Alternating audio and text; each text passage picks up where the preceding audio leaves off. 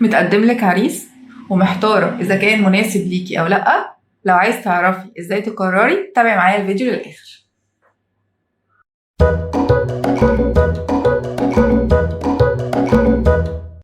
متقدم لك عريس صالونات ومحتارة توافقي عليه أو لأ.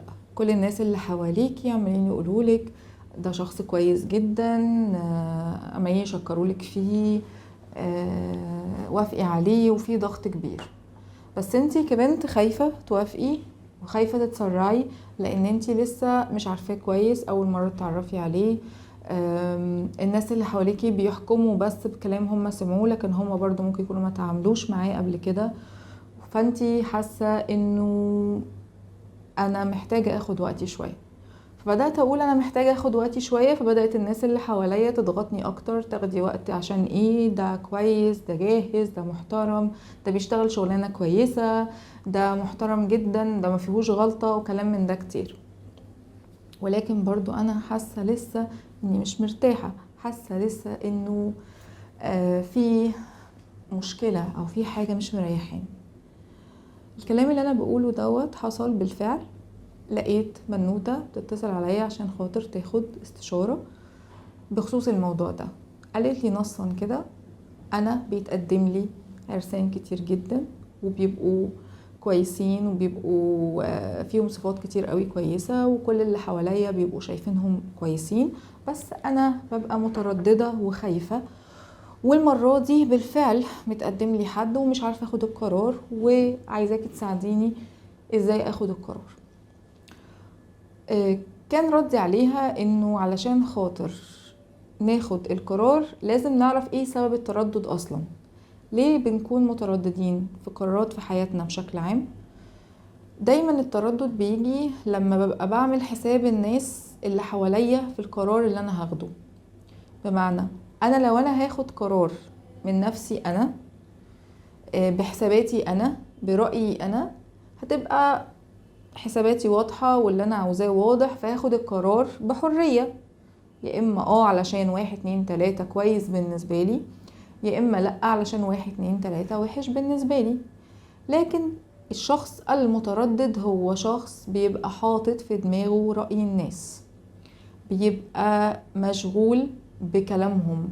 ممكن يكون انا شايف انه لا، بس عشان الناس شايفين انه فانا، طب انا اقول عشان خاطر الناس، طيب عشان خاطر اللي حواليا ما يتضايقوش مني او يزعلوا، عشان خاطر اهلي عايزين يفرحوا بيا، او عشان خاطر مش عايزه يفوتني قطر الجواز، او عشان مش عارفه اذا العريس ده مشى هيجي حد تاني احسن منه ولا لا. كل دي افكار بتبقى في دماغي نتيجه ان الناس اللي حواليا بيقولوا الكلام ده. يبقى انا اول نقطه عشان خاطر احسن بيها ترددي ناحيه ان انا اخد قرار في الموضوع ده، هو ان انا اسأل نفسي سؤال: ايه اللي انا عاوزاه وايه اللي انا محتاجاه، بغض النظر الناس محتاجة ايه او الناس عاوزة ايه. تمام؟ يبقى انا لازم احدد انا عايزة ايه اصلا.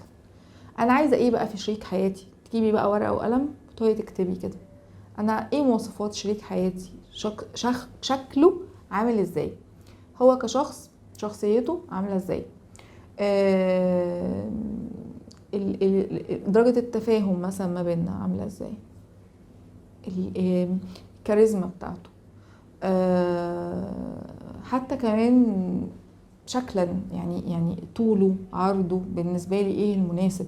كل ده لازم اكون محدداه وعارفاه كويس، علشان انا لما اخد رأي يبقى الرأي ده بتاعي انا مش بتاع شخص تاني، لانه ممكن شخص تاني هو تفضيله يكون بطريقة تانية خالص غيري. فانا لو عملت حسابي في ان انا اخد رأي كل الناس اللي حواليا، فانا هلاقي ان انا مش هبقى مرتاحة. وبالتالي انا لازم اسأل نفسي ايه اللي انا محتاجاه بالظبط، علشان خاطر ابقى محددة الصورة او الشكل اللي انا عاوزاه يكون في حياتي. البني ادم ده هيبقى في وشي كتير قوي، يعني حياتنا هتبقى مع بعض، هيبقى اسمه شريك حياتي. فقرار زي ده مش هيبقى سهل، وما ينفعش ان هو يبقى بناء على رأي ناس تانية. تاني نقطة بعد ما حددت انا عايزة ايه بالظبط، النقطة بقى اللي بعد كده: مهم قوي ان انا اعرف ان مفيش قرار هقدر اخده بخصوص الموضوع ده من قعدة واحدة مع الشخص، استحالة. فانا دايما نصيحتي انه الشخص ده اقعدي معاه 3 مرات، ما بين كل مرة ومرة اسبوع.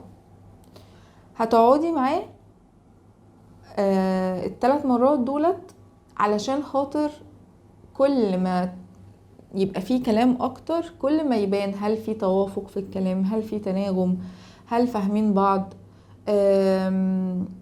ده غير طبعا الاسئلة اللي مهمة جدا ان هي تتسأل. من اهم الاسئلة اللي لازم تتسأل للشخص المقابل هي الاسئلة عن الصعوبات اللي واجهها في حياته، المشاكل اللي قابلها في حياته. ده سؤال مهم جدا. ليه؟ لانه شخصيات البني ادم او الشخصية الحقيقية للبني ادم مش هتبان غير في المشاكل وفي المواقف الصعبة. طب انا عشان خاطر اللي قدامي يفتح قلبه ويبدأ يحكي وكذا، فابدأ اقول له انت هل مثلا واجهتك قبل كده مشاكل في شغلك؟ هل واجهتك قبل كده مشاكل في علاقاتك؟ احب اسمع.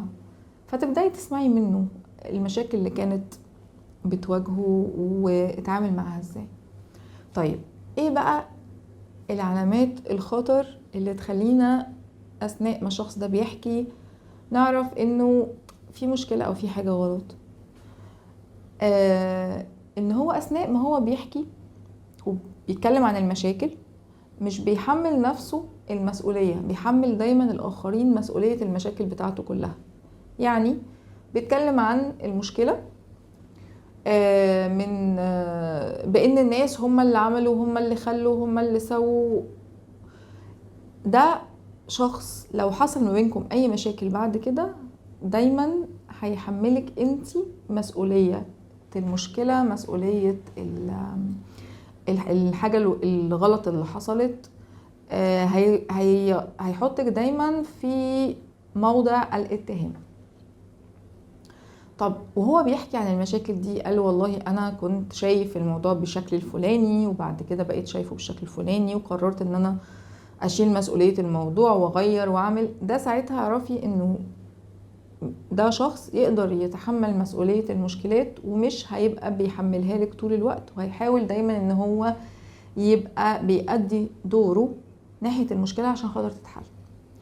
فدي من التركات اللي ممكن أثناء الكلام مع أي شخص وانتي بتسمعيه تعرفي هو أثناء ما تحصل مشاكل ما بينكم هيعمل ايه.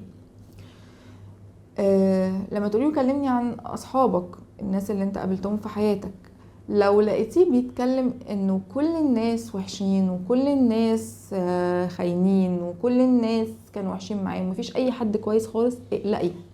لو بدأ يقولك انا قابلت الكويس وقابلت الوحش وكان في ناس كويسة وكان في ناس وحشة، اطمني ان هو ده تمام، ده عارف يصنف الناس وعارف يحكم عليهم كويس، وان ده طبع الحياة وان ده العادي ان يكون في ناس كويسة وناس وحشة في الحياة.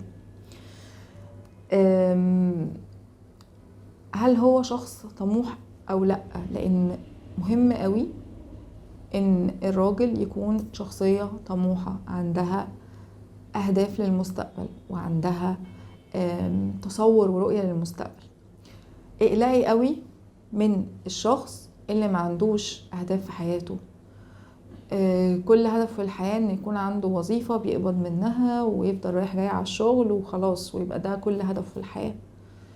الراجل اللي بيبقى عنده رؤية وهدف في حياته ويقول انا دلوقتي شغالة على كذا وكمان فترة بعمل كذا وبطور من نفسي في كذا وباخد كورسات في كذا، ده تطمني ان هو بني ادم هيفضل دايما يطور من نفسه. فبالتالي انت هتفضلي دايما شايفاه طول الوقت حد كبير في عينيكي، لانه الست بتحتاج ان هي تشوف الراجل بتاعها كبير في عينيها، تشوفه حد عنده اهداف، تشوفه حد عنده رسالة. شكاوى كتير انا سمعتها من سيدات متزوجات، انا جوزي مش في دماغه حاجة غير ان هو بس يروح الشغل ويرجع من الشغل وخلاص، لا بيخطط للمستقبل ولا بيفكر في الاولاد ممكن نعمل عشانهم ايه، ولا بيفكر ازاي يطور من نفسه ولا اي حاجة، مفيش اي جديد، روتين روتين روتين روتين. فهي كشعورها كسيدة وبالفطرة بتاعتها اللي ربنا خلقها فيها، بتبقى حاسة ان في حاجة غلط، انه انا محتاجة اشوفك كبير في عينيا، محتاجة ان انا ابقى شايفة ان انت ليك رؤية وليك هدف وليك رسالة وبتفكر وبتخطط. بيفرق جدا مع الست ان هي الراجل اللي معاها يكون كده. يا اما هتضطر بعد كده، وده انا شفته برضو، ان الست اللي بتبقى متجوزة راجل ما عندوش لا هدف ولا رؤية ولا بيخطط وعايش اليوم بيومه وخلاص، بتضطر بعد كده انها تاخد دوره، وللأسف بتقلب هي وتبقى هي الراجل. تبدأ هي اللي تخطط، وتبدأ هي اللي تفكر، وتبدأ هي اللي تشتغل، وتبدأ هي اللي تطور من نفسها، فتحصل فجوات اكتر في العلاقة ما بينهم، لحد ما بيوصل بالفعل لان هي خلاص مش قادرة تكمل مع الشخصية ديت وعايز تتطلق، لان هي بقت هي الراجل، بقت هي اللي بتفكر اكتر منه، بقت هي اللي بتخطط اكتر منه. والست بفطرتها بتحب ان هي تكون تابع للراجل، تكون مش هي اللي بتخطط ومش هي اللي بتفكر ومش هي اللي بتعمل، لا هي تحب ان هو يخطط وهي تقول له امين وتمام وانا في ظهرك وسنداك وكذا. تمام. فده من الاسئله المهمه اللي لازم تتسال للشخص اللي جاي يتقدم لك، عشان تعرفي انت هتبقي قادره تكملي معاه او لا. طيب نيجي بقى لاخر نقطه وهي مهمه قوي، اللي هي ارتياحي الشخصي للشخص. يعني ممكن يبقى هو تمام، هو شخص عنده رؤية، شخص مخه كبير جدا، شخص بيشيل المسؤولية، شخص مفكر، شخص ما فيهوش غلطة، ولكن روحي مش مرتاح. فكرة ان الواحد يبقى حاسس انه روحه مش متوافقة مع الشخص المقابل، برغم انه لو بحسابات العقل كل حاجة تمام، لكن بحسابات الروح لا، الدنيا انا مش مرتاحة. ساعتها صدقي احساسك، ساعتها صدقي احساسك. احنا عندنا مثلا في الدين الاسلامي صلي صلاة استخارة عشان تشوفي اذا كنتي مرتاحة او لا. فانا صليت استخارة ولقيت نفسي مش مرتاحة، فبصدق شعوري. طيب وحتى بدون صلاة الاستخارة انا حاسة اني مش مرتاحة ومش عارفة السبب ايه، بس في شعور بعدم الراحة، خلاص يبقى بصدق احساسي، لانه الاحساس صادق. واحساس كمان الست اصدق بكتير من احساس الراجل، لان هي طبيعة الست ربنا خلقها عندها موضوع الحدس ده عالي. زي كده ايه، والدتك لما تقولك لا بص انا مش مرتاحة للموضوع ده ما تعملوش. لما تلاقي الست بالذات عندها موضوع الحاسة السادسة، يقولك الستات بيبقوا في حتة الحاسة السادسة ديت مشهورين، اللي هو لا انا مش مرتاحة، انا قلبي مش مطمن. فالست عندها القدرة ان هي تستشعر اذا كانت الحاجة دي يعني مريحة بالنسبة لها او لا. لو حسيتي ان انتي مش مرتاحة يبقى بلاش. طب انا مش عارفة ابرر للناس اللي حواليا، مش عارفة اقنعهم انا ليه مش مرتاحة، عمالين يقولوا لي يا بنتي يا بنتي انتي ازاي مش مرتاحة، انتي ده ما فيهوش غلطة. مش لازم تبرري لهم حاجة انتي حاساها، لان الشعور اللي انتي حاساه مين اللي بيحسسهولك؟ ربنا هو اللي محسسهولك. محدش يقدر، يعني القلوب دي بايد ربنا. ممكن نتقابل مع شخص من اول مرة بنرتاح له من اول مرة، ممكن نتقابل مع شخص خلاص كميتنا مش جاية معاه خالص. فانا مش مطلوب مني تبرير في حاجات كده، مش لازم تتبرر تماما. انا مش مرتاحة يعني مش مرتاحة بس وخلاص، ونقطة وفول ستوب كده، خلاص ما نتكلمش في الموضوع ده تاني. ليه؟ لان انا شفت كتير قصص لبنات هم بالفعل ما كانوش مرتاحين عند الشخص واتجوزوا عشان خاطر اهلهم هم موافقين وعايزينهم يتجوزوا وعايزينهم يكملوا، وهي في الاخر فضلت مكملة بنفس الشعور وبنفس عدم الراحة وبنفس الألم النفسي، في ان هي مش حاسة الاتفاق او التواصل ما بينها وما بين شريك حياتها. فما تصدقش غير نفسك، وما تصدقش غير احساسك. احساسك هو رقم 1. احساسك هو اللي هيقولك اذا كان الشخص اللي قدامك صادق ولا مش صادق، الكلام اللي بيقوله حقيقي ولا مش حقيقي. فدايما صدقي احساسك.